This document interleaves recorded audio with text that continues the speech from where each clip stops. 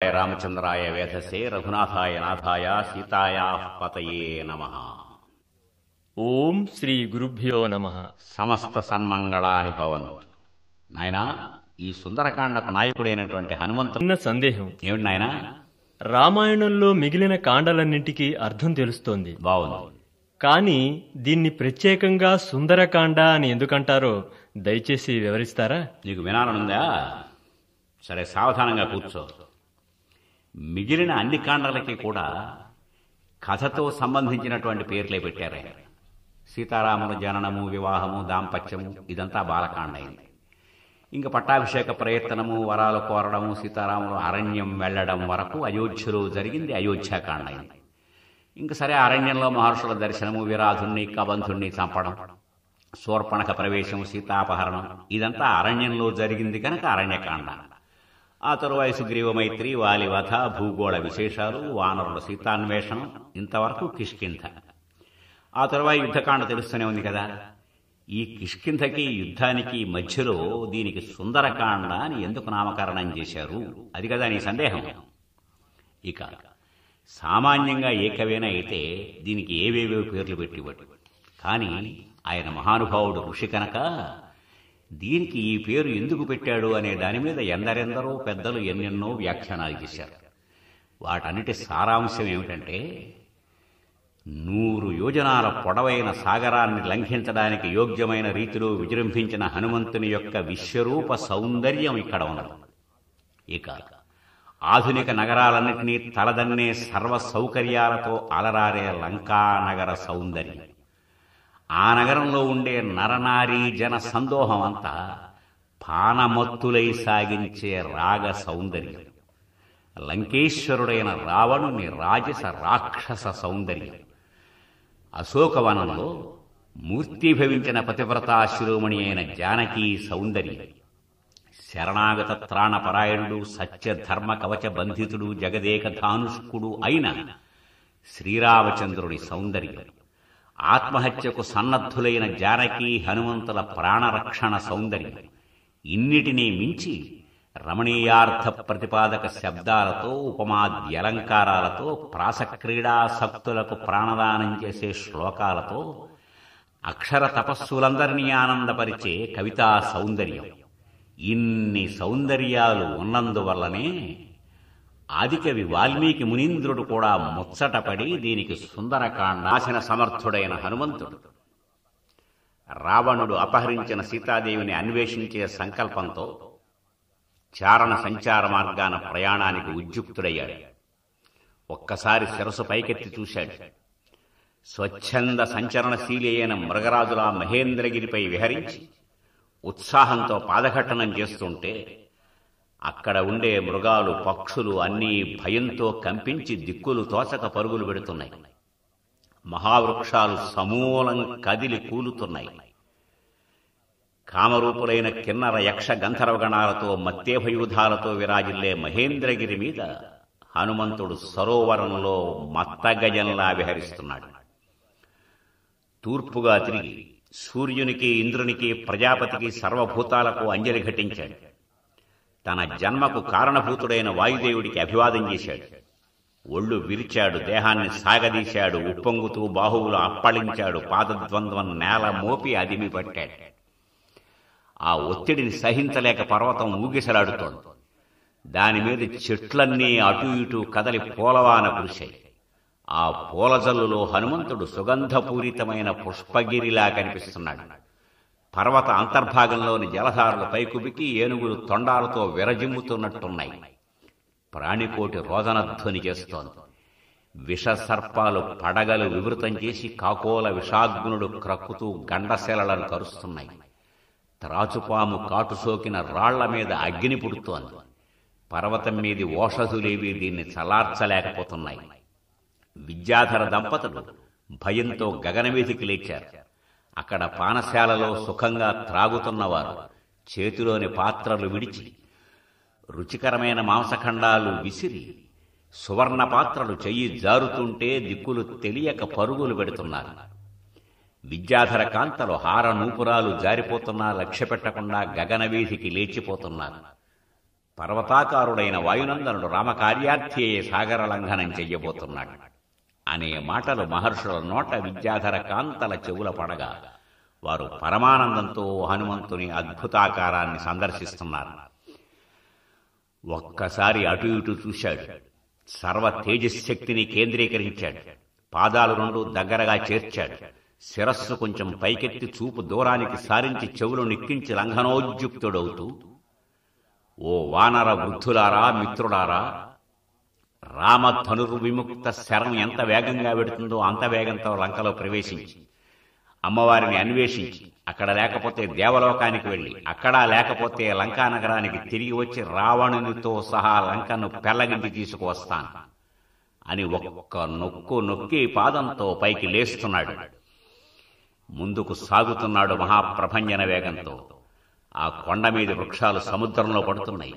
అవి బాహువులు బారసాచి సాగుతూ ఉంటే పర్వతాగ్రం మీద పడగ విప్పిన పాముల్లా ఉన్నాయి. ఆయన నేత్రాలు మెరుపుల్లా వెలుగుతున్నాయి. ఎర్రని ముక్కుతోటి తామ్రవర్ణ వదనం సంధ్యా సూర్యబింబాన్ని తలపింపజేస్తోంది. ఆయన వాలం ఇంద్రచాపంలా తిరిగింది. ఆ లాంగోల చక్రమధ్యంలో ఉన్న మారుతి పరివేష మధ్యగత సూర్య సదృశుడై ఉన్నాడు. అతి తామ్రవర్ణంతో ఉన్న జంఘలు గైరిక ధాతుపూరితాలై గోచరిస్తున్నాయి. సాగుతున్నాడు.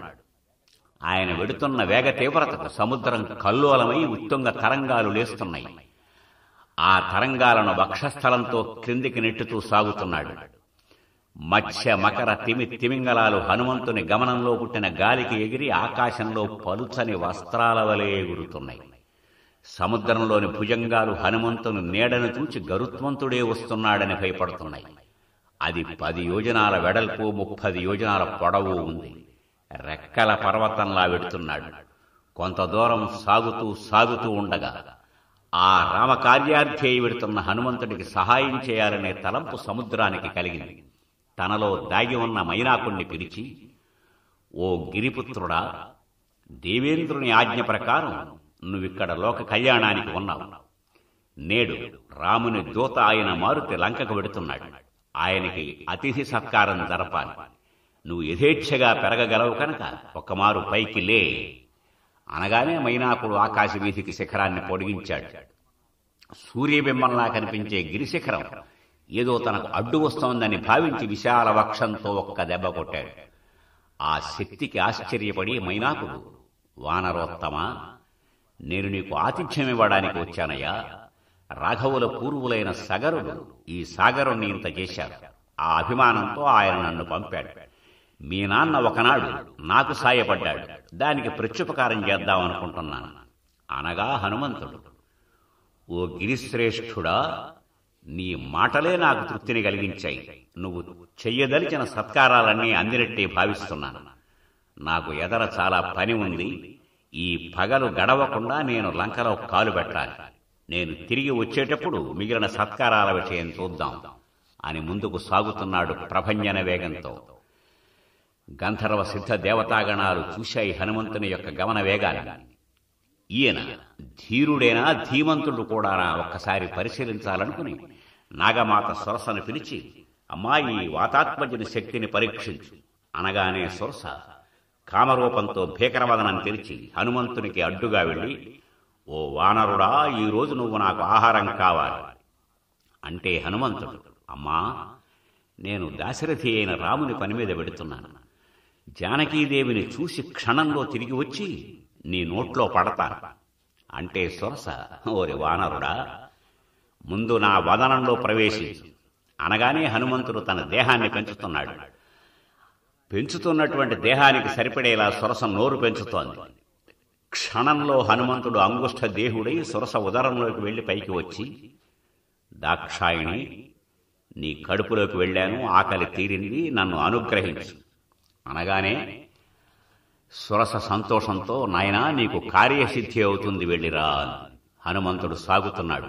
వైనతేయ మార్గంలో నడుస్తున్నాడు. నిరాలంబమైన వాయుపథంలో రెక్కల పర్వతంలా వెడుతున్నాడు. సముద్రంలో ఉన్న ఛాయాగ్రాహిణి సింహిక ఆ నీడ పడగానే హనుమంతుణ్ణి కిందకి లాగడానికి ప్రయత్నిస్తోంది. చూశాడు. తన వేగాన్ని నిరోధిస్తున్నది ఏదో ముందు అర్థం కాలే. ఒక్కసారి దృష్టి క్రిందికి సారించాడు. మహాకాయం కనిపించింది. సుగ్రీవుడు చెప్పిన మాట గుర్తుకొచ్చింది. ఉత్తర క్షణంలో తన శరీరాన్ని విశాలం చేసి ఆ సింహిక లాగుతున్న వేగాన్ని మించిన వేగంతో క్రిందికి దిగి మహాగుహా బెలంలా ఉన్న దాని నోట్లోంచి లోపలికి వెళ్లి మర్మస్థానాలు ఛేదించి సూక్ష్మదేహంతో మళ్లీ బయటికి వచ్చి గగనతలాన ప్రయాణం ప్రారంభించాడు.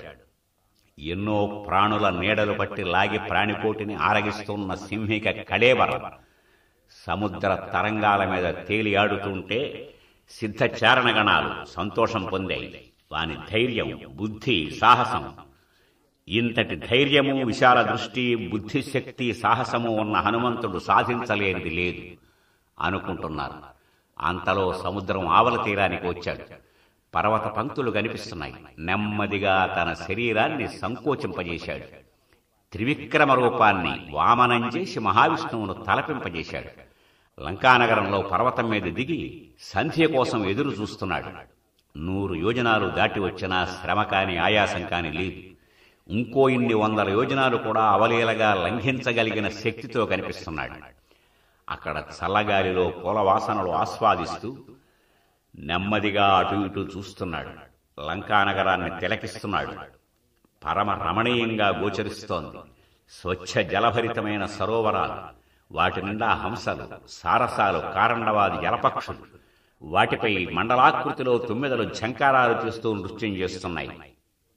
చూస్తున్నాడు లోపలికి. 7 ప్రాకారాల మధ్య కోట.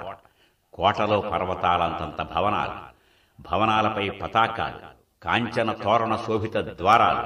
అమరావతిలా కనిపిస్తోంది. సీతాపహరణానంతరం లంకలో రక్షణ వ్యవస్థను మరింత పటిష్టం చేశాడు రావణుడు. నగరం నిండా ధనుర్విద్యావేత్తలు అప్రమత్తంగా కాపలా కాస్తున్నారు. ప్రజాపతి అనుగ్రహంతో కుబేరునికి లభించిన నగరాన్ని రావణుడు కుబేరుని పరాజితును చేసి ఆక్రమించాడు. చూస్తున్నాడు లంకానగరాన్ని. దీన్ని స్వాధీనం చేసుకోవడం మామూలు విషయం కాదు. సామదాన భేదోపాయాలు ఇక్కడ పనికిరావు. దండమే నీతి. సరే, ఇప్పుడు జానకి ఇక్కడ ఉన్నదో లేదో ముందు తెలుసుకోవాలి. ఇంత విశాల దేహంతో నగరంలో ప్రవేశిస్తే రాక్షసులు నన్ను శంకించవచ్చు. ఏమాత్రం పొరపాటు జరిగినప్పటికీ ఈ పడిన శ్రమంతా వ్యర్థమైపోతుంది. రాక్షస రూపంలో నగరంలో అడుగు పెడితే సాగదు. గాలి కూడా రావణుని అనుమతి లేకుండా నగరంలో ప్రవేశించలేదు. ఈ వానర రూపాన్నే మరింత చిన్నది చేసి లోపలికి వెడతాను అని నిశ్చయించుకుంటున్నాడు. ఇంతట్లో చీకట్లు క్రమ్ముతున్నాయి. చిన్న పిల్లిలా లోపలికి వెళ్లడానికి ఉద్యుక్తుడవుతున్నాడు. ఆ సమయంలో మనోజ్ఞమైన తోరణాలతో ఉత్తరద్వారం కనిపించింది. ఎటు చూచినా బంగారు జాలరులే, మణినిర్మిత వేదికలే. నగరం సమీపిస్తున్న హనుమంతునికి దీనిని జయించడం వానరులకు సాధ్యమా అనే అనుమానం కలుగుతూనే ఉంది. అలా ఎదరకు చూస్తుంటే వికృతాకారంతో భయానకమైన నేత్రాలతో ఒక భయంకర రూపం కనిపించి, ఎవడవరా నువ్వు? నా కన్ను కప్పి లంకలో కాలు పెడుతున్నావు? నీ శరీరం నుంచి ప్రాణాలు కదలకముందే నీ కథ చెప్పు అనగానే హనుమంతుడు, ఇంతకీ అమ్మాయి నీ కథ ఏమిటి? ఈ ద్వారం అంత దేహంతో ఇంత వికారంగా ఎందుకు ఇక్కడ నిలబడ్డావు? ఓరి, నేను ఈ లంకానగర అధిష్టాన దేవత. నీకు ప్రాణాల మీద ఆశ ఉంటే నువ్వెవరవో చెప్పు అనగానే ఆమెతో చెయ్యి కలపడానికి మనస్సులో సంకల్పించి పైకి, అమ్మా, నువ్వన్నట్టు నేను వానరును. ఈ నగరాన్ని చూసి వెడదామని వచ్చాను. అంతకు మించి ఏమీ లేదు. ఓరి వానరుడా, రావణ పాలితమైన లంకలో నా అనుమతి లేకుండా ప్రవేశిస్తావా? ప్రాణాల మీద తీపి ఉంటే వెనక్కి తిరిగి వెళ్ళిపో. అమ్మాయి, ఏ పని మీద వచ్చానో అది పూర్తి కాకుండా వెనక్కి వెళ్ళాను అంటూనే ఎడమ చేతితో ఒక చరుపు చరిచాడు. ఆ దెబ్బతో అది చాపసుట్టగా నేల కూలుతూ, ఓ వానరోత్తమా, నీ పరాక్రమంతో నన్ను జయించావు. నన్నెవడు జయిస్తాడో వాడి వల్ల లంక నాశనమవుతుందని ప్రజాపతి చెప్పాడు. నిశ్చింతగా నువ్వు లంకలోకి వెళ్లి జానకీదేవిని చూడు అని తప్పుకుంది. హనుమంతుడు సాగుతున్నాడు. ద్వారం నుంచి వెళ్లడం ఇష్టం లేక ప్రాకారం దాటేసి శత్రువు శిరస్సు మీద పాదం పెట్టినట్టు ఎడమకాలు లోపల పెట్టాడు. రాజవీధిలో నడుస్తున్నాడు. వీధులన్నీ గంధ జలాలతో నిండి ఉన్నాయి. పూల వాసనలు, వజ్రాల వంటి దూలాలతో కట్టిన సౌధ గవాక్షాలన్నీ రత్న ఖచ్చితాలై ఉన్నాయి. ఆకాశాన్ని చుంబించే భవన పంక్తులు కనిపిస్తున్నాయి. రంగురంగుల పూలమాలలు, రాక్షస నారీమణుల మదన వశీభూతనైన కాంతులు, త్రిస్థానస్వర సంయుతమైన గీతవాద్య గోష్ఠులు, నాట్యం చేసే మదవతల కాంచీ కంకణ స్వనాలు. చూస్తున్నాడు, వెడుతున్నాడు. ఉదాత్త అనుదాత్త స్వరితాలతో అధ్యయనం చేసేవారు కొందరు, నిర్విరామంగా రావణుని స్తోత్రపాఠాలు చేసేవారు మరికొందరు. వీరందరినీ చూస్తూ రావణ అంతఃపుర ద్వారం దగ్గరకు చేరాడు. అక్కడ ఎందరెందరో రాక్షసులు, ఏకాక్షులు, అనేకాక్షులు, లంబోదరులు, వికటముఖులు, వామనదేహులు, ఖడ్గధారులు, విచిత్ర కవచభూషితులు, స్థూలదేహులు, హ్రస్వగాత్రులు, గౌరవర్ణులు అందరినీ చూస్తున్నాడు. అంతఃపురంలో కాలు పెట్టాడు. చంద్రుడు వెన్నెల పందిరి వేశాడు. లోకాల పాపాలు నాశనం చేసే చంద్రుడు ఆకాశ మధ్యానికి వస్తున్నాడు. పర్వత సానువులో మృగేంద్రంలా ఉన్నాడు. నగర సంచారం ముగించి తమ తమ భవనాలకు చేరిన రాక్షస వీరులు ధనుస్సులు విడిచి రొమ్ము విరిచి తమ నారీజనం మీద వాలుతున్నారు. గాఢాలింగనాలకు ఉపక్రమిస్తున్నారు. భర్తకు స్వాగతమిచ్చి తరహాసంతో లోపలకు తీసుకుపోయే కాంతలు కొందరు, నిట్టూర్పులతో భర్త కోసం ఎదురు చూస్తున్నవారు మరికొందరు. వారందరినీ చూస్తూ అక్కడ సీతాదేవి ఉన్నదేమోనని అన్వేషిస్తూ ముందుకు సాగుతూనే ఉన్నాడు. నగర నారీమణులందరూ ఎవరికి నచ్చిన పురుషులతో వారు క్రీడలు సాగించడానికి ఉద్యుక్తులవుతున్నారు. ఓరచూపుల కన్నుల పూలమాలలే అంతటా కనిపిస్తున్నాయి. సనాతన ధర్మ సాధు చరిత్ర అయిన జానకీదేవి మాత్రం కనబడడం లేదు. బంగారు కాంతులీనే తరుణాదిత్య శోభతో పల్లకి, వివిధ వర్ణరచితములైన చిత్రశాలలు, క్రీడాగృహాలు, దివా మందిరాలు అన్నీ చూసుకుంటూ వెడుతున్నాడు. ఎక్కడా అమ్మవారి జాడలేదు. ఎదురుగా రావణుని భవనం పుష్పక విమానం కనిపించింది. అది భూమికి దిగిన స్వర్గంలా ఉంది. వికసించిన సుమాలతో లతలు, అవి అల్లుకున్న చెట్లు, చెట్ల నిండా పక్వ ఫలాలు, ఫలాలన్నీ మధురస భరితాలు. అతిలోక సుందరి శరీర లావణ్యంలా, అంబోధరంలోని సౌదామనిలా ఉంది ఆ పుష్పకం. రాజహంసలు మోస్తున్న పల్లకీలా ఉంది. గ్రహ నక్షత్ర చంద్రయుతమైన గగనవీధి వలె అత్యంత మనోహరంగా కనిపిస్తోంది ఆ భవనం. ఆ భవనపు గోడల మీద భూగోళాన్ని పర్వత పంక్తులతో, పర్వత పంక్తులను మహావృక్ష సమూహాలతో, వృక్ష సమూహాలను నవవికసిత కుసుమాలతో, కుసుమాలను కేసరాలతో చిత్రించాడు దానవ శిల్పి. మహీకృత పర్వతరాజపూర్ణా శైలాః కృతాః వృక్షవితానపూర్ణా వృక్షాః కృతాః పుష్పవితానపూర్ణా పుష్పం కృతం కేసరపత్రపూర్ణం.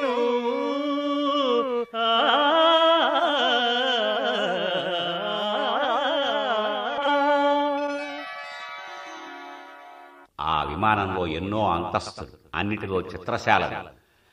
అవన్నీ మన్మధుని రెక్కలలా ఉన్నాయి. ఆ విమానంలోనే సరోవరం, అందులో కలువలు, కమలాలు, వాటిని తొండంతో పైకెత్తి స్నానం చేస్తున్న మత్తగజాలు. అది గగనవీధిని వాయువేగంతో సాగగలిగినది. కుబేరుడు సాధించిన ఆ పుష్పకాన్ని కూడా రావణుడే లాక్కొచ్చాడు. ఆ శిల్పశోభ మనస్సును హరిస్తోంది. అయినా హనుమంతుడు అచంచల చిత్తుడై జానకీదేవిని అన్వేషిస్తూనే ఉన్నాడు. ఆ ప్రాసాదంలో ఉండే భవనాలన్నీ అన్వేషించాడు. ముల్లోకాల నుంచి రావణుడు తెచ్చి భార్యలుగా చేసుకున్న వారందరినీ చూశాడు. ఆ విమాన మధ్యంలోని విశాల మందిర అంతర్భాగంలో అర్ధరాత్రి వరకు నృత్యగాన గోష్ఠులు సాగించి అలసి వడలు తెలియకుండా నిద్రిస్తున్న స్త్రీజనం కనిపించారు. బహు సుందరంగా ఉన్నారు. వారి ముఖాల మీద పిల్లగాలి రేగుతూ ముంగురులు తుమ్మెదల్లా ఉన్నాయి. అది నక్షత్ర శోభితమైన గగనవీధిలా ఉంది. తారావదనాలతో అలరారే సుందరీమణుల మధ్య రాక్షసేశ్వరుడు శరశ్చంద్రుని వలె ఉన్నాడు. బాగా మద్యం సేవించి నృత్యగానాలతో అలసిపోయారేమో గాఢనిద్రలో ఉన్నవారి నుదుట తిలకాలు అడ్డదడ్డంగా జారే. కొందరి వడ్డాణాలు ఎగుడుదిగుడుగా ఉన్నాయి. కంఠహారాలు అస్తవ్యస్తమయ్యాయి. కొందరి వక్షోజాలపై ఆచ్ఛాదన లేదు. ముత్యాల హారాలే చీనాంశుకాల వలె ఉన్నాయి. చంద్రకాంతులను జల్లే హారాల మధ్య స్తనమండలాలు రాయంచలను తలపిస్తున్నాయి. అవి చక్రవాకాలకు కారండవ భ్రమ కలిగిస్తున్నాయి. ఇసుక తిన్నెల వంటి జఘనాలు, పద్మ సదృశమైన కింకిణులు, అందరూ నదీ దేవతల్లా ఉన్నారు. కొందరి కుచ మధ్యంలో మృదంగాలున్నాయి. కొందరు నిద్రలో విడిచే నిట్టూర్పులకు చీర చెరగులు పతాకాల వలె ఎగురుతున్నాయి. వారి వదనాల నుండి వెలువడే సుగంధం మత్తెక్కిస్తోంది. ఆ నిద్రమత్తులో ఒక నారీవని తన ప్రక్కనే నిద్రించే సవతినే రాక్షసేశ్వరుడుగా భావించి ఆ ముఖాన్ని ముద్దులాడుతోంది. కొందరు తమ సఖీజనం భుజాలనే తలగడాలుగా ఉంచుకున్నారు. కొందరి వస్త్రాలు అడ్డదిడ్డంగా పడి ఉన్నాయి. అర్ధనగ్న దేహాలతో ఒకరినొకరు ఆలింగనం చేసుకుంటున్నారు. అందులోనే ఏదో ఆనందాన్ని అనుభవిస్తున్నారు. నల్ల త్రాచుల వంటి కేశపాశాలు, నవ వికసిత సుమ సదృశంగా వదనాలు, పూగుత్తుల వంటి వక్షోజాలు, తరుశాఖల వలె భుజాలు, అదంతా వసంత స్త్రీవనంలా ఉంది. ఇందరు సుందరీమణులున్నా రావణుడు సీతాపహరణం చేశాడు అంటే ఆ ఇల్లాలు వీరందరి తలను తన్నే సౌందర్యవతి కావాలి అనుకున్నాడు హనుమంతుడు. ముందుకు సాగుతున్నాడు. సుగంధ ధూపం నాసాతర్పణంగా వస్తోంది. రత్న కుండలాలంకృత కర్ణాలతో, పుష్పమాలాబంధిత భుజాలతో, స్వచ్ఛ ధవళ వస్త్రాలతో, రత్నచందన అనులేపన దేహంతో, దివ్యాభరణాలతో మందర పర్వత సమంగా శయనించిన లంకేశ్వరుడు కనిపించాడు.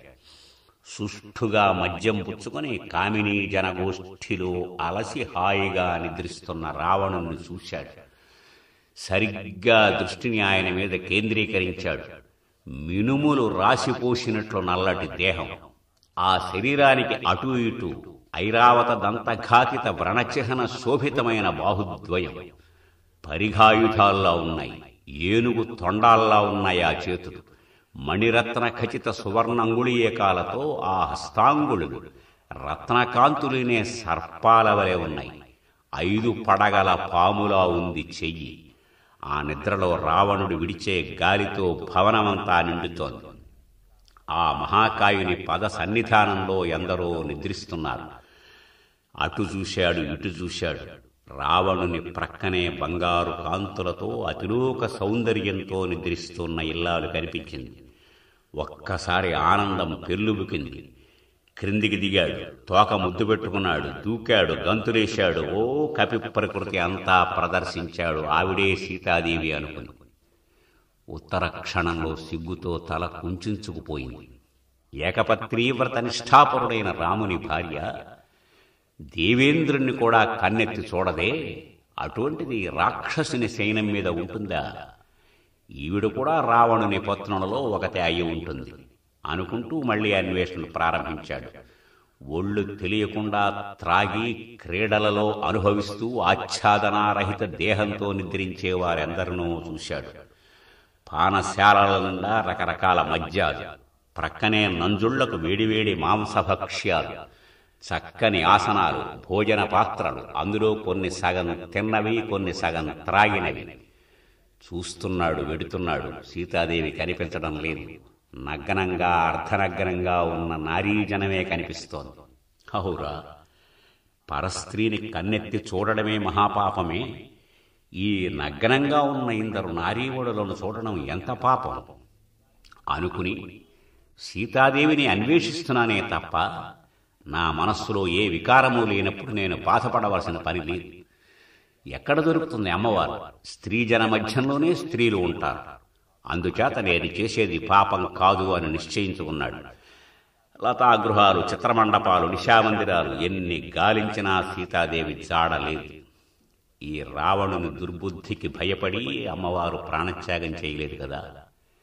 ఈ భయానక వికృత రాక్షస గణాన్ని చూసి గుండె బద్దలు చేసుకోలేదు కదా. ఇప్పుడు నేనేం చెయ్యాలి? వెనుదిరిగిపోవాలి. తిరిగిపోతే సీతాదేవి కనిపించలేదు. సీతాదేవి కనిపించలేదు అని చెప్పగానే రామభద్రుడు ప్రాణత్యాగం చేస్తాడు. ప్రక్కనే లక్ష్మణుడు ప్రాణాలు విడిచిపెడతాడు. ఈ వార్త వింటూనే అయోధ్య నగరంలో భరతుడు, శత్రుఘ్నుడు, కౌసల్య, సుమిత్ర, కైకేయి, అయోధ్య పౌరులందరూ ప్రాణాలు విడిచేస్తారు. సీతను చూడకుండా వచ్చిన కోపంతో సుగ్రీవుడు మొత్తం వానర వీరులందరికీ తలలు కరిగించేసేస్తాడు. ఏమిటయ్యా హనుమంతుడు సాధించింది? 100 యోజనాలు దాటి వెళ్లి తిరిగి వచ్చి కిష్కింధలో, అయోధ్యలో ప్రాణి లేకుండా చేశాడు. ఇందుకోసమా సముద్రాన్ని దాటి లంక అంతా అన్వేషించింది? ఈ మహాపాపానికి ఒడిగట్టడం కంటే నేను ఆత్మహత్య చేసుకోవడం మంచిది. ఇక్కడే నేను ప్రాణాలు విడిచిపెడితే అయోధ్యలో, కిష్కింధలో అందరూ ఇంకా వస్తాడు హనుమంతుడు, ఇంకా వస్తాడని ఎదురు చూస్తూ కొంతకాలం బ్రతుకుతారు అని నిశ్చయించుకుని కోట గోడ మీదకు వచ్చాడు. ప్రాణత్యాగం చేయడానికి యోగ్యమైన స్థలం ఏది అని చూస్తున్నాడు. ఎదురుగా అశోకవనం కనిపించింది. హౌరా, లంకంతా తిరిగాం కానీ ఈ అశోకవనం చూడలేదే, ఇది కూడా చూసి ప్రాణాలు విడిచిపెడదాం అనుకుంటూ కోట గోడ మీద నుంచి ఒక్క దూకు దూకాడు. సరిగ్గా ఎదురుగా ఉన్న అశోక వృక్షం మీద దిగాడు. చూస్తున్నాడు. ఆ అశోకవనంలో అడుగు పెడుతూ నమోస్తు రామాయ సలక్ష్మణాయ దేవ్యై చ తస్యై జనకాత్మజాయై నమోస్తు రుద్రేంద్ర యమానిలేభ్యో నమోస్తు చంద్రార్క మరుద్గణేభ్యః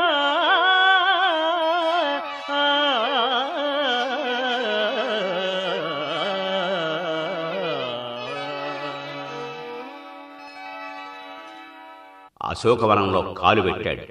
సాల, చూత, నాగ, అశోక తరుపంక్తులు అన్ని ఫలాలతో, పుష్పాలతో అలరారుతున్నాయి.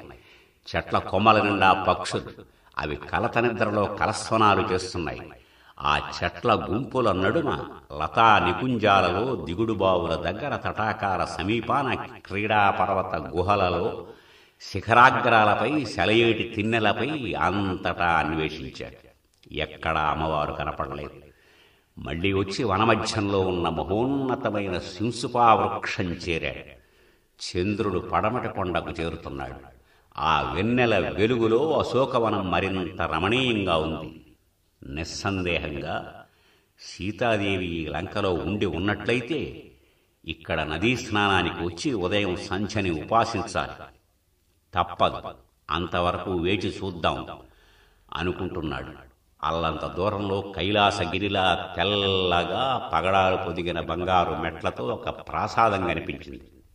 ఆ సమీపంలో ఒక చెట్టు క్రింద ఉపవాస కృషీభూత దేహంతో శుక్లపక్ష ప్రారంభవేళ చంద్రరేఖ వలె దీనవదనంతో మాసిన వస్త్రమే అవగుంఠనం చేసుకుని చిరిగిన పీతవసనం ధరించి బురద నిండిన పద్మంలా ఉన్న నారీమణి కనిపించింది. దుఃఖసాగరంలో ఉన్న ఆ స్త్రీరత్నం చుట్టూ రాక్షసీగణం ఉంది. జడగట్టిన వేడి ముందుకు వ్రాలి నల్లత్రాసులా కనిపిస్తోంది. చూశాడు హనుమంతుడు, పరిశీలించాడు. కొంతకాలం క్రితం రావణుడు గగనవీధిని కొనిపోతున్న స్త్రీమూర్తి స్ఫురణకు వచ్చింది. ఈ సాధ్వీమణి ఆ సాధ్వీమణియే అయి ఉండాలి. నియమవ్రత పరాయణి అయిన తపస్వినిలా కనిపించింది. భయంతో గాలి విడిచే భుజంగ వధువులా నిట్టూర్పులు విడుస్తూ శోకధూమావృత అయిన అగ్నిలా ఉంది. భ్రష్టమైన సిద్ధిలా ఉంది. కలుషితమైన బుద్ధిలా ఉంది. అపవాద దూషితమైన కీర్తిలా ఉంది. అలంకార రహితంగా ఉన్న ఆ నారీమణి కాలమేఘాచ్ఛాదితమైన చంద్రబింబంలా ఉంది. చూస్తున్నాడు హనుమంతుడు. రామచంద్రుడు సీతాస్వరూపాన్ని వర్ణించిన తీరు అంతా కనిపిస్తోంది.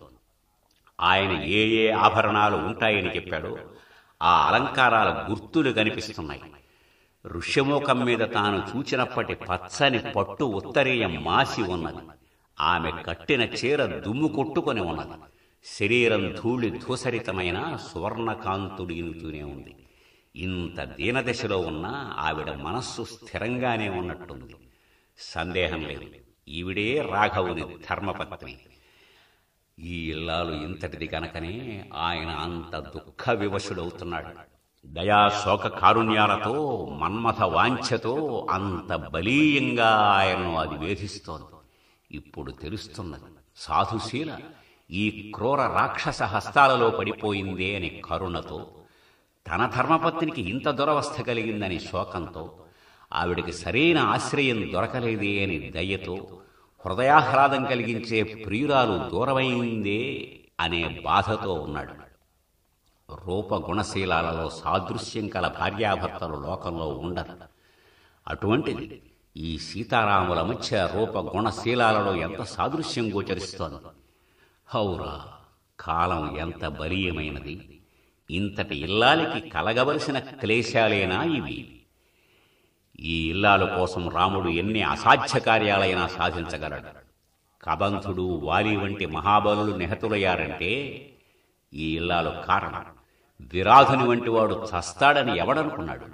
జనస్థానవాసులు కరదూషణలు 14,000 మంది ఒక్క వీరుని చేతులలో నేలకూలడం సాధ్యమా? సుగ్రీవుడు పట్టాభిషిక్తుడవుతాడని కలగన్నామా? అదంతా దేనిది?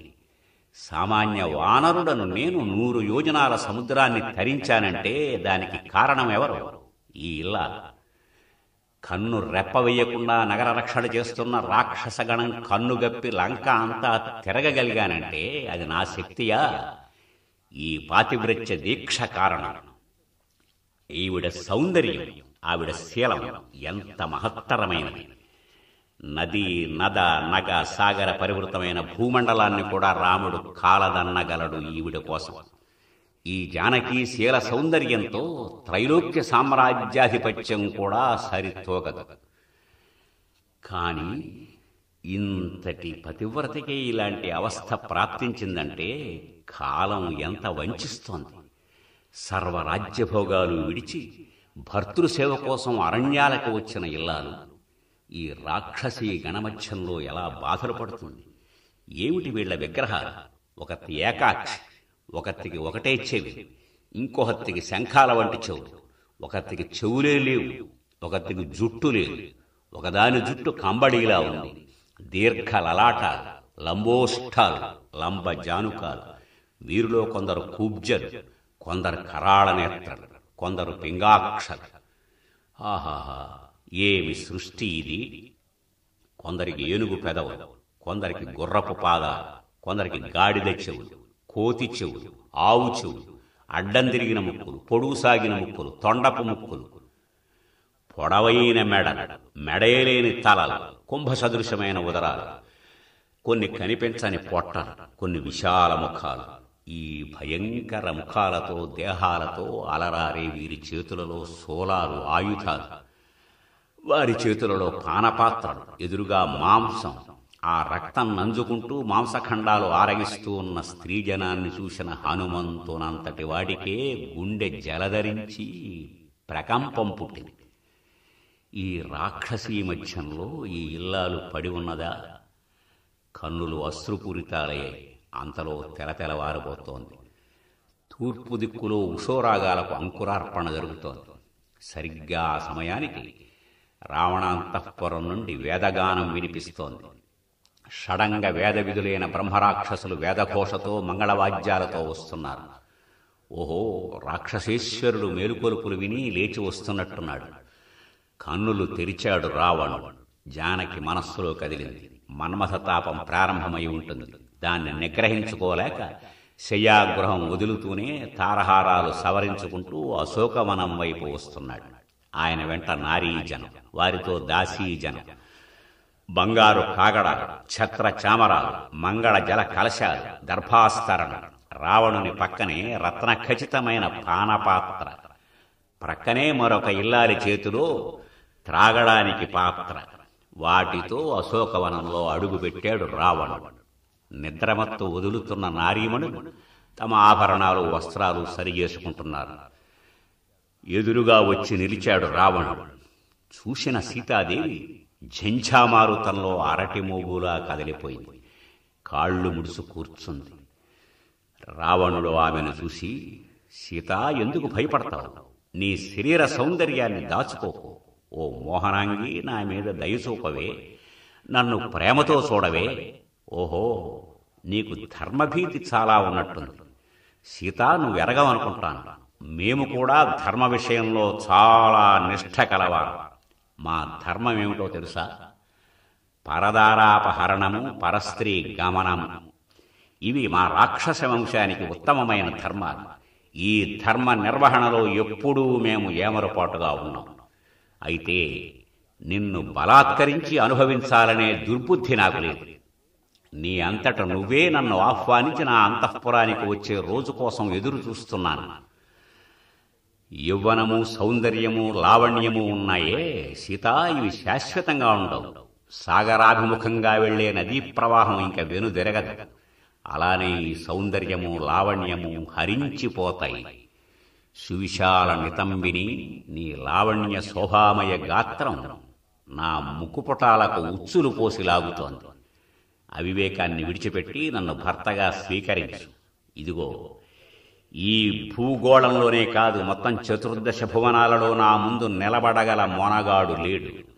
రావణుడు రణరంగంలో అడుగు పెట్టాడో వాలిన పతాకాలు, విరిగిన రథాలు, యోధుల కళేబరాలే కనిపిస్తాయి. దేవదానవ గరుడ గంధర్వ యక్ష రాక్షసగణాలు ఏవి కూడా మన్నేం చేయలేదు. రాజ్యభ్రష్టుడు, వనవాసి, వల్కలధారి అయిన రాముడెందుకే నీకు? అసలు ఇంతకీ వాడు బ్రతికున్నాడో లేదో తెలియదు. బ్రతికి ఉన్న సముద్రం దాటి రావడం అనేది మామూలు మాట కాదు. హాయిగా నాతో సుఖంగా ఉండు. ఎందులోనూ రాముడు నాతో తొలతోగలేడు. నీ బంధు బాంధవులందరికీ ధనధాన్యాలు, నగరాలు పంచిపెడతాడు. వనాలలో, నదీ తీరాలలో హాయిగా విమానాల మీద మనం భోగాలు అనుభవిద్దాం అని అంటుంటే సీతాదేవి ఒక గడ్డి పరకను అడ్డంగా వేసి వెనుదిరిగి, ఓరి రావణ, నీ బుద్ధిని, మనస్సును నీ నారీజనం మీదే లగ్నం చేసుకో. నేను నీకు లభించేదానిని కాదు. ఉత్తమ వంశ సంజాతను, పాతివ్రత్య ధర్మచిత్తను. నేను నీ ప్రార్థన మన్నించను. పతివ్రతను, పరుని భార్య. నువ్వు ధర్మాచరణకే నీ మనస్సును ఏకాగ్రం చేసుకో. నీ భార్యను నువ్వు ఎలా రక్షించుకుంటున్నావో ఇతరుల భార్యలను కూడా వారు రక్షించుకోవాలి అనే దృష్టి నీకుండాలి. పరదారాలయందు మనస్సు పడితే వాడు ఎంత అవమానాల పాలవుతాడో నువ్వు ఎరగవు. నువ్వు కాకపోతే నీ రాజ్యంలో ఒక్కడైనా సదాచార సంపన్నుడు నీ దగ్గరకు వచ్చి నీకు బుద్ధి చెప్పేవాడు లేడా? మొత్తం అందరూ నీలాంటి వాళ్లే ఉన్నారా ఇక్కడ? నీ సంపదలన్నీ చూపించి నన్ను ప్రలోభ పెడదామనుకో. సూర్యుని విడిచి కాంతి ఉండదు, అలానే రాముని విడిచి సీత ఉండదు. ఒక్క మాట, నీకేమైనా వివేకం ఉన్నట్లయితే నన్ను మర్యాదగా తీసుకెళ్లి రామచంద్రునికి సమర్పించు. ఆయన శరణాగత వత్సరుడు, ధర్మజ్ఞుడు. ఎవరు ఎన్ని దోషాలు చేసినా శరణు వేడితే క్షమిస్తాడు. నీకు 10 కాలాలు బ్రతకాలని ఉంటే నా మాట విను, లేదా యమపాశం నీ తలకు చుట్టుకుంటుంది. రాఘవ ధనుష్టంకారం వినబడిందో నీ ప్రాణాలు మిగలవు. రాముడనే గరుత్మంతుడు రాక్షస సర్పాలను బాణ నఖాలతో చీల్చేస్తాడు. ఆనాడు ఆశ్రమంలో మా వారు నా మరిది లేని సమయంలో వచ్చావు కనుక ఇంకా బ్రతికి ఉన్నావు. అక్కడే వారు ఉండి ఉన్నట్లయితే ఈ పాటికి నీ కర్మకాండ పూర్తి అయ్యేది.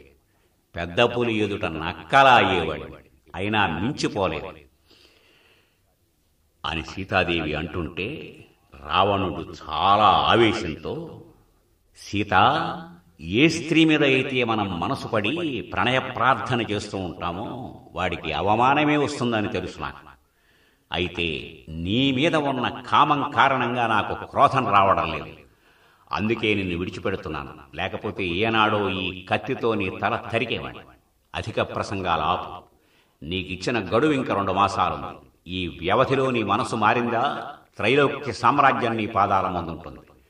లేదు, 2 మాసాలు గడిచిన మరునాటి ఉదయం మా పాకశాలలో నిన్ను ముక్కలు ముక్కలుగా నరికి వేయించి నాకు ఉదయపు ఫలహారంగా పంపుతారు అని రావణుడు గర్జిస్తూ ఉంటే వాని వెనుకనే ఉన్న దేవగంధర్వకాంతలు నేత్ర సంజ్ఞలతో సీతను భయపడవద్దు అని సూచిస్తున్నారు. దానితో ధైర్యం వచ్చింది జానకీదేవి. రావణ, అయిందా నీ ప్రలాపం? నా రాముడు మత్తేహం, నువ్వు చిన్న కుందేలు, ఆయన పెద్ద పులి, నువ్వు కుక్కవి. ఇంతకీ ఇంత నీచపు బుద్ధితో నన్ను చూస్తున్నా నీ కళ్ళు ఊడి నేల మీద పడడం లేదే, నీ నాలిక ఊడి పడిపోవడం లేదే? ధర్మాత్ముడైన రాముని ప్రియపత్ని నన్ను ఇంత నీచంగా భావించడం నీ మృత్యువును నువ్వు కొని తెచ్చుకోవడమే. నా భర్త ఆజ్ఞ లేక ఇంతవరకు ఆగాను. నా పాతివ్రత్య అగ్ని శిఖలలో ఏనాడో నిన్ను భస్మం చేసి ఉండేదాన్ని. ఇక సర్వ రాక్షస రాజ్యాధిపతివి, కుబేర సోదరుడివి అయిన నువ్వు రాముని మోసగించి ఆయన భార్యను అపహరించాలనే నైత్యానికి ఎందుకు దిగావు అంటుంటే, ఓసి మూర్ఖురాలా నోటికి వచ్చినట్టు ప్రేరుతున్నావు, ఈ క్షణంలో నిన్ను సంహరిస్తాను అంటూ ప్రక్కనే ఉన్న ఏకాక్షిని, హస్తికర్ణిని, సింహముఖిని అందరినీ పేరు పేరునా పిలిచి, ఓషి మీరందరూ దీన్ని నయానా భయానా మనస్సు మార్చడానికి ప్రయత్నించండి అని వెనుదెరగబోతుండగా, రావణ పత్నులలో ఒకతి అయిన ధాన్యమాలిని, మహారాజా, దీనురాలు, రూపహీన, సామాన్య మానవ స్త్రీ, ఇదెందుకయ్యా నీకు? హాయిగా సౌందర్యంతో, యౌవనంతో, లావణ్యంతో అలరారుతూ నీ మీద అనురాగంతో ఉన్న నాతోటి అనుభవించు. ఈ మానవికి నీ దివ్యభోగాలు అనుభవించే యోగం లేదు. మన మీద వాంఛలేని ఆడదానితో విడితే సుఖం ఉండదు, శరీర తాపమే మిగులుతుంది. నీ మీద మనసు పడ్డ నాతోటి రా, హాయిగా శరీరానికి సుఖము, మనస్సుకు తృప్తి అంటూ భుజం మీద చెయ్యి వేసి వెనక్కి తిప్పింది. వికటాట్టహాసం చేసి రావణుడు వెనుదిరిగాడు. రావణుడు తిరిగి వెళ్లగానే సీతాదేవి శోకసాగరంలో మునిగింది. కన్నీరు మున్నీరుగా విలపిస్తోంది. చుట్టూ ఉన్న రాక్షస స్త్రీలందరూ పరిపరి విధాల పరుష భాషణాలతో హింసిస్తున్నారు. ఆ సమయంలో అక్కడ ఉన్న రాక్షస స్త్రీలలో వృద్ధురాలైన త్రిజట అనేది లేచి, ఓ రాక్షసులారా, ఎందుకే మీరంతా ఆవిడ్ని హింసిస్తారు? మన రాజుగారికి కాలం మూడినట్టు, ఆయనను రాముడు సంహరించినట్టు, లంకంతా భస్మమైనట్టు ఇప్పుడే కలగన్నాను అని చెప్పగానే ఆ స్వప్న వృత్తాంతం వింటున్నటువంటి రాక్షస స్త్రీలందరూ మూర్ఛపోయారు. చూసింది సీతాదేవి. 2 నెలల వ్యవధిలో తన ప్రాణాలు ఈ రాక్షసుని చేతులలో పోతాయి. ఈ పాపిష్ఠివాని చేతులలో మరణించడం కంటే ఆత్మహత్య చేసుకోవడం మంచిది అనుకుంది. చావాలంటే దారి లేదు. నుయ్యి, గొయ్యి, రాయి, రప్ప, విషం ఏది దొరకదు. ఒక్కటే మార్గం కనిపించింది. జుట్టుముడి విప్పింది, మెడ చుట్టూ బిగించింది. క్షణాల వ్యవధిలో ప్రాణాలు తీసుకోవడానికి సిద్ధంగా ఉంది. ఆ సమయంలో చెట్టు మీద ఉన్న హనుమంతుల వారు చూస్తూ, రాజా దశరథో నామ రథకుంజర వాజిమాన్, అయోధ్య నగరాన్ని దశరథుడనే రాజు పాలిస్తున్నాడు. ఆయనకు 3 భార్యల వల్ల 4 కుమారులు కలిగారు. వారిలో పెద్దవాడైన రాముడు భార్య సీతతో, తమ్ముడు లక్ష్మణునితో అరణ్యానికి రాగా, అరణ్యంలో సీతనెవడో రాక్షసుడు అపహరించగా సీతాన్వేషణకు బయలుదేరిన రామలక్ష్మణులు కిష్కింధలో వానరేశ్వరుని కలిసి సీతాన్వేషణ కోసం వానరులను పంపారు. వారిలో హనుమంతుడనేవాడను రామదూతను ఇక్కడకు వచ్చాను అని కథ చెప్పడం మొదలుపెట్టాడు. జానకీదేవి తలపైకెత్తి చూసింది. తను చూస్తున్నది నిజమో కలగంటున్నదో అర్థం కాలేదు. కొంతసేపటికి ధైర్యం తెచ్చుకుని, పైనున్న వానరుడెవడో రామదూతగా వచ్చి ఉంటాడు అనుకుని వానితో మాట్లాడడానికి ఉపక్రమించింది.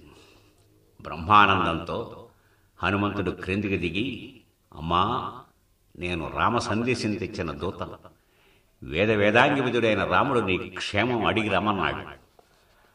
ఆ రామలక్ష్మణుడు కమల దళాక్షులు, పూర్ణచంద్ర వదనులు, దాక్షిణ్య సంపన్నులు, సూర్య సదృశ కాంతిమంతుడు, బుద్ధిలో బృహస్పతుడు. ఈ విధంగా సీతాదేవికి నమ్మకం కలిగించి రాముడిచ్చిన ఉంగరాన్ని ఆవిడికి ఇచ్చి, ఆవిడ వద్ద నుండి చూడమని గ్రహించి, అమ్మా, నేను వెళ్ళి వస్తాను. నెల వ్యవధిలో రామలక్ష్మణులతో సర్వవానర సైన్యము ఇక్కడ దిగుతుంది. లంకను నాశనం చేసి రావణుని సంహరిస్తాడు నీ భర్త అని ధైర్యం కలిగించాడు. చెట్టు మీదకి నడిచాడు.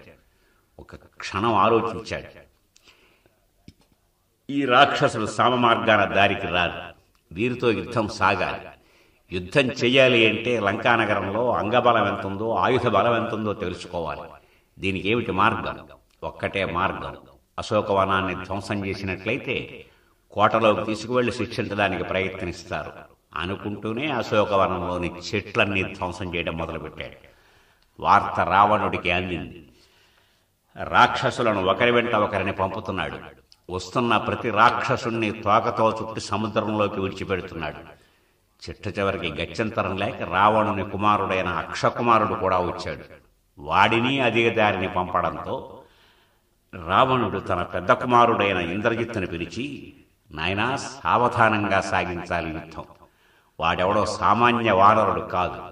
ఇదివరలో మనం ఎందరో వానరులను ఎరుగుదు, కానీ వీడు వారందరికంటే అతీతుడిగా కనిపిస్తున్నాడు అని బాగా వాడికి వివేకం కలిగేటట్లు చేసి పంపించాడు. వచ్చిన ఇంద్రజిత్తు హనుమంతుని చూశాడు. హనుమంతుడు ఇంద్రజిత్తుని చూశాడు. ఒకరి శక్తి ఒకరికి అర్థం కావడంలే. జీవితంలో ఏనాడు తన బాణానికి తిరుగులేదనుకున్న ఇంద్రజిత్తు ఎన్ని బాణాలు వేస్తున్నా హనుమంతుడి మీదకి రావడం లేదు. ఎంతమంది వచ్చినప్పటికీ ఈ రకమైన యుద్ధనీతిని హనుమంతుల వారు చూడలేదు. కొంతసేపటికి ఆలోచించి ఇంద్రజిత్తు బ్రహ్మాస్త్రంతో బంధించి హనుమంతుని తీసుకుని వెళ్లి కొలువు తీర్చి ఉన్న రావణుని ముందు నిలబెట్టాడు. చూశాడు రావణుడు. సింహాసనం మీద ఉన్న రావణుని చూసేసరికి హనుమంతుల వారికి ఆశ్చర్యం కలిగింది. ఔరా, అహో రూపమహో ధైర్యమహో సత్వమహో జ్యుతి, అహో రాక్షసరాజస్య సర్వలక్షణయుక్తత. ఏమి రూపవంతుడు, ఏమి ధైర్యం, ఏమి సత్తా! సర్వలక్షణ లక్షితుడైన ఈ రావణుడు పరదారాపహరణం అనే అధర్మం ఒక్కదానికి లొంగకుండా ఉన్నట్లయితే ఎంత గొప్పవాడయ్యేవాడు అనుకుంటున్నాడు. అనుకుంటూ ఉండగానే రావణుడు తన ప్రక్కనున్న మంత్రి వైపు తిరిగి, వీడి కథ ఏమిటో కనుక్కోండి అన్నాడు. హనుమంతుల వారు విషయం చెప్పారు. రావణ, నీకు జ్ఞాపకం ఉండి ఉంటుంది వాలి. ఆ వాలిని ఒకే ఒక్క బాణంతో నేలకూల్చిన రామభద్రుని దూత. మర్యాదగా ఆయన భార్యను ఆయనకు అప్పగించి శరణు వేడు అంటుంటే రావణుని కన్నులలో చింతనిప్పులు రేగాయి. రే, వీడి తలకాయ తీసేయండిరా అన్నాడు. అప్పుడు విభీషణుల వారు లేచి, అన్నయ్య, వచ్చినవాడు రాయబారి. దూతను చంపడము అనేది రాజనీతి కాదు. ఏదో చిన్న శిక్ష వేసి పంపించాలే కానీ దూతలను సంహరించడం ఏ నీతి శాస్త్రము అంగీకరించదు అనగానే, వానరాలకు అతి ప్రీతిపాత్రమైన వాడి వాలాన్ని తగలబెట్టండి అన్నారు. 4 రాక్షసులు హనుమంతుణ్ణి పట్టుకుని 4 రోడ్ల కోడలలోకి తీసుకువచ్చి నిలబెట్టి, ఈ వానరుని తోకకు గుడ్డలు చుట్టి తగలబెట్టండి అని దండోరా వేశారు. అంతే, లంకానగరంలోని మొత్తం పాత వస్త్రాలన్నీ తీసుకొచ్చి ఆ తోకకు చుట్టబెట్టారు, నూనె పోశారు, అంటించారు. ఒక్కసారి తోక వైపు తిరిగి చూశాడు. మండుతోంది. ఈ వార్త అశోకవనంలో ఉన్న అమ్మవారికి అందింది. అందగానే ఆవిడ తను కూర్చున్న చెట్టు కిందనే పద్మాసనం వేసి కనులు మూసి ఒక్కమారు భర్తను ధ్యానించి, యద్యస్తి పతి శుశ్రూష యద్యస్తి చరితం తపః యది చాస్తి ఏకపత్నీత్వం శీతోభవ హనుమత.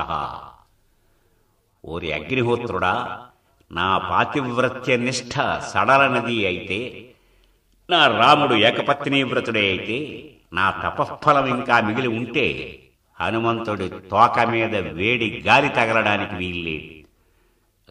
ఇక్కడ అమ్మవారు ఈ మాట అన్నది. మండుతోన్న అగ్నిహోత్రుడు పైకి మంటలా కనిపిస్తున్నాడే తప్ప హనుమంతుడి తోకకి చురుకు కూడా తగలడం లేదు. చూశాడు హనుమంతుడు. ఇంత తనకు ఉపకరిస్తున్న అగ్నిహోత్రుడికి ఏదో ప్రత్యుపకారం చేయాలి అనుకున్నాడు. అగ్నికి చేసే ఉపకారమేముంది? కొన్ని కొంపలు అంటేంచడం. ఆ పరశురామ ప్రీతి చేస్తే అగ్నిహోత్రుడు సంతోషిస్తాడు అనుకుని మండుతున్న తోకతో లంకానగరంలో ఉండే కొంపలన్నిటికీ నిప్పు ముట్టించడం మొదలుపెట్టాడు.